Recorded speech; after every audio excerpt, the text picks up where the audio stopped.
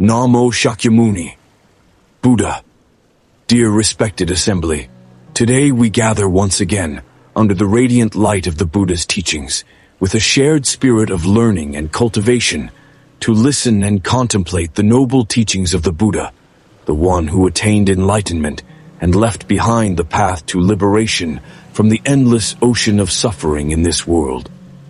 In this turbulent life, with its many uncertainties and challenges, each of us has experienced suffering, has felt the unease deep within our hearts.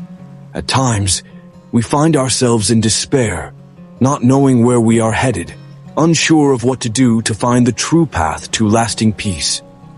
The suffering we face in life does not come from some distant source, but arises directly from our own greed, anger, and delusion. When we are driven by desire, we chase after wealth, power, and fame, believing that these things will bring us happiness. Yet, once we attain them, we often feel empty, finding that the suffering still remains within us. And so, we continue to pursue new illusions, caught in a cycle that seems to have no end. It was for this reason that the Buddha renounced the throne, leaving behind the riches and glory of the worldly life, to embark on a path of self-cultivation, seeking the truth to save all beings from the cycle of birth and death.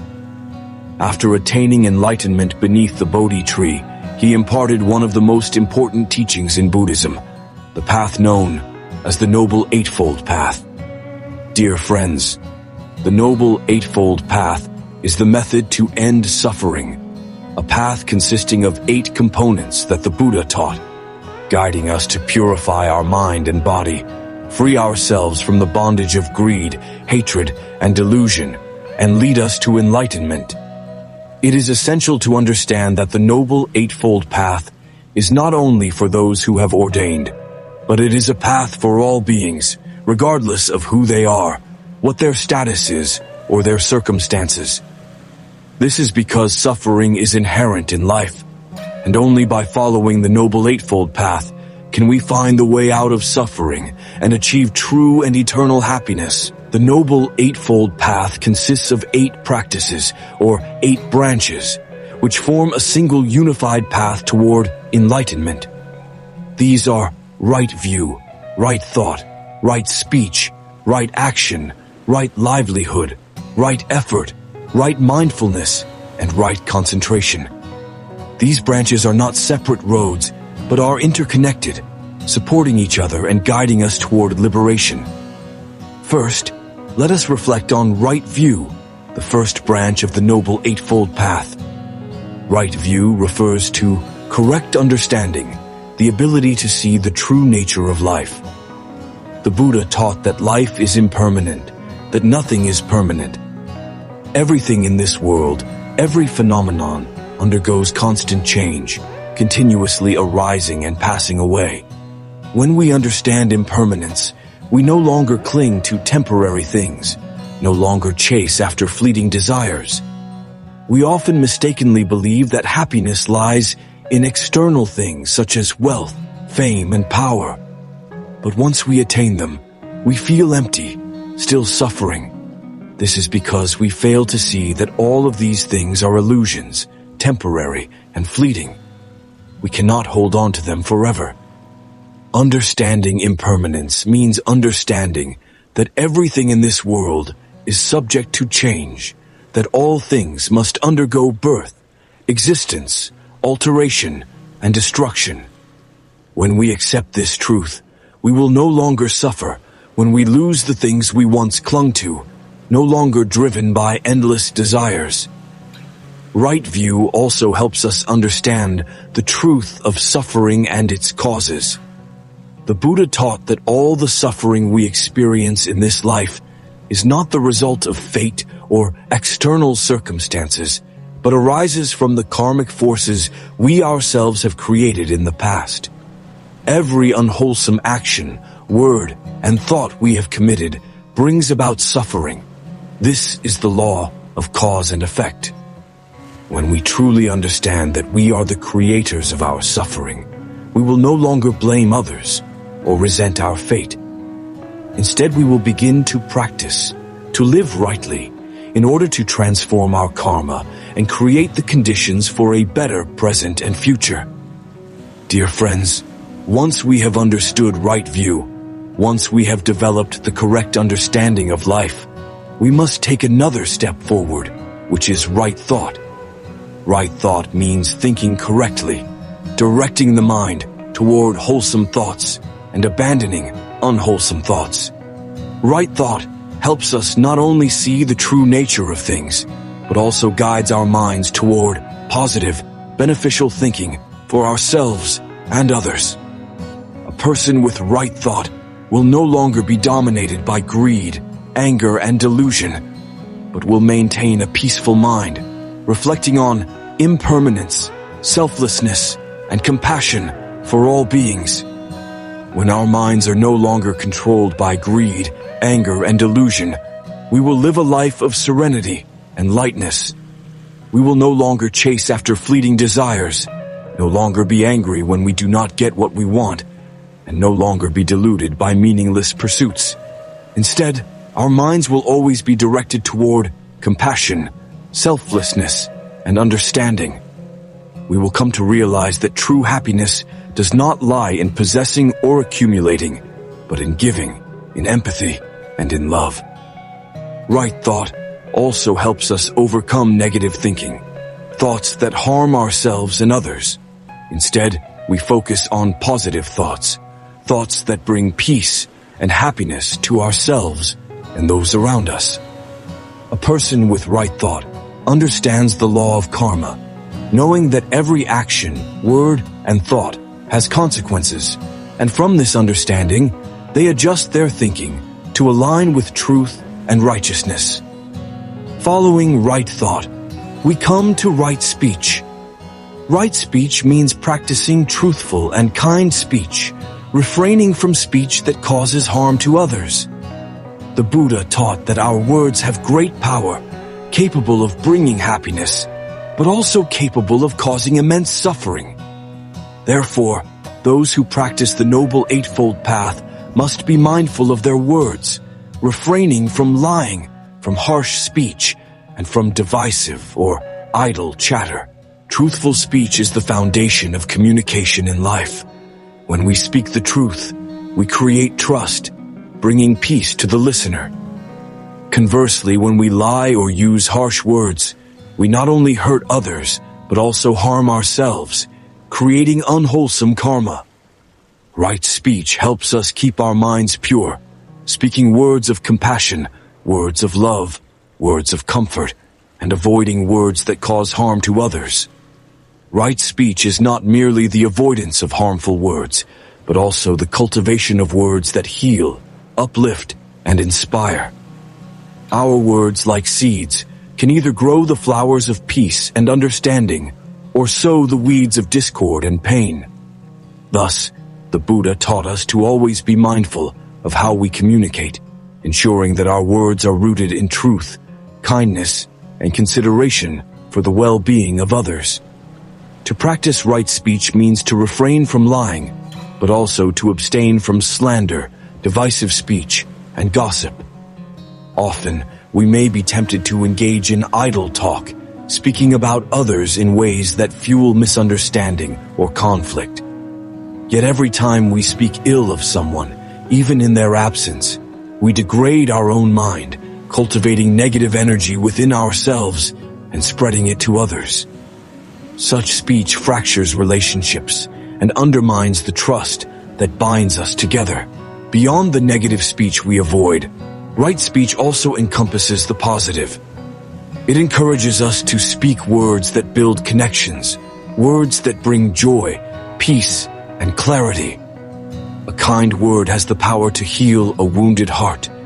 A word of encouragement can uplift someone in despair. Even in moments of disagreement, it is possible to speak with calmness and respect, seeking mutual understanding rather than victory. In this way, right speech is not passive. It is an active practice of compassion in communication, where each word is carefully chosen to avoid harm and promote well-being. Once we have cultivated right speech, we naturally move toward right action, the next step on the Noble Eightfold Path. Right action refers to living in a way that reflects our deep understanding of the interconnectedness of all life. It is a way of living that upholds ethical principles, ensuring that our actions do not bring harm to any living being. The Buddha taught that right action begins with the 5 precepts, guidelines for ethical living: abstaining from killing, stealing, sexual misconduct, false speech, and intoxicants. These precepts form the foundation of a life dedicated to non-harm, both to others and to oneself. By observing these precepts, we cultivate a heart of compassion, ensuring that our actions are in alignment with our values and with the Dharma. Right action is more than simply avoiding wrongdoing. It is also about actively choosing to do good, to help others whenever possible. When we act with compassion and generosity, we not only contribute to the well-being of others, but also nurture the seeds of happiness within ourselves. The Buddha often spoke of the power of dana, the practice of giving. True giving is not measured by the material value of what we give, but by the purity of intention behind it. When we give with an open heart, without expectation of return, we cultivate a sense of boundless joy and connection with others. As we reflect on right action, we must also consider the ethical impact of our livelihood. This brings us to right livelihood, which calls us to earn our living in a way that does not cause harm to others or the environment. The Buddha advised against professions that involve exploitation, harm, or deceit, such as dealing in weapons, intoxicants, or engaging in industries that harm living beings. Instead, we are encouraged to pursue work that is honest, ethical, and contributes to the greater good of society. Right livelihood is not just about what we do for work, but how we approach our work. It asks us to work with mindfulness, to treat others with respect, and to ensure that our efforts benefit not only ourselves, but also those around us. When we engage in work with integrity, we align our livelihood with our spiritual practice, turning even mundane tasks into acts of service and compassion. Having established a foundation of ethical conduct through right speech, right action, and right livelihood, we must now cultivate the inner qualities that will sustain us on this path. This leads us to right effort, the practice of cultivating a mind that is free from unwholesome states and filled with wholesome qualities. Right effort involves the diligent effort to prevent unwholesome states such as greed, anger, and delusion from arising in the mind and to abandon them when they do. At the same time, it encourages us to develop and sustain wholesome states such as loving kindness, compassion, and wisdom. Right effort is like tending a garden. We must pull out the weeds of negative thoughts and emotions while watering the seeds of positive qualities, allowing them to flourish. This requires mindfulness and vigilance, for the mind is easily swayed by temptation and distraction. By practicing right effort, we become aware of our mental states, learning to recognize when we are falling into harmful patterns of thought or behavior and correcting them before they take root. It is through continuous effort that we gradually transform our mind, creating a strong foundation for deeper meditative practices. This leads us to right mindfulness, the 7th step on the Noble Eightfold Path.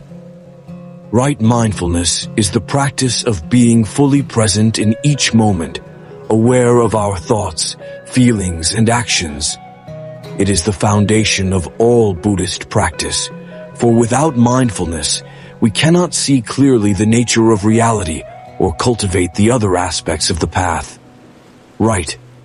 Mindfulness asks us to pay attention to the present moment with a clear and open mind, without judgment or attachment. When we are mindful, we see things as they truly are, free from the distortions of desire, fear, or ignorance. we become aware of the impermanent and interconnected nature of all things, which helps us to let go of clinging and aversion. The practice of mindfulness extends to all aspects of our lives. Whether we are walking, eating, working, or speaking, we can do so with full awareness, turning each moment into an opportunity for insight and transformation. By being mindful of our thoughts, we can prevent unwholesome states from arising and cultivate wholesome qualities. By being mindful of our actions, we can ensure that we live in harmony with the Dharma. Finally, the culmination of the Noble Eightfold Path is right concentration, which refers to the deep states of meditative absorption known as jhanas. Right concentration allows us to focus the mind with such clarity and stability that we penetrate the true nature of reality. Through the practice of concentration, we can still the mind, free it from distractions, and enter into a state of profound peace and insight. Right concentration is not merely a tool for achieving tranquility, but a means of developing wisdom. In the depths of concentration, we experience directly the truths of impermanence, suffering, and non-self, leading to the ultimate realization of nirvana, the cessation of all suffering. Dear friends, the Noble Eightfold Path is not a distant ideal, but a practical guide for living a life of wisdom, compassion, and peace. By following this path, we can free ourselves from the bonds of suffering and walk toward the light of liberation. May we all strive diligently on this path, helping one another along the way until we reach the shore of enlightenment. Namo Shakyamuni Buddha.